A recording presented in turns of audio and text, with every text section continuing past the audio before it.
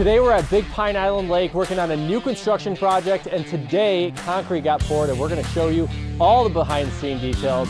Check it out. Today the concrete got poured into the forms for the foundation of the house, and in just about 6 months this house will be 37 feet high, finished and ready for its new owners on this all sports lake, and it's going to be beautiful. As Joel said, this is going to be 37 feet tall with your garage and utility room on the basement. First living floor is going to have a great room with 20-foot tall ceiling. Then going upstairs to the third floor, you'll have 2 more bedrooms with beautiful lake views and 1 more bathroom.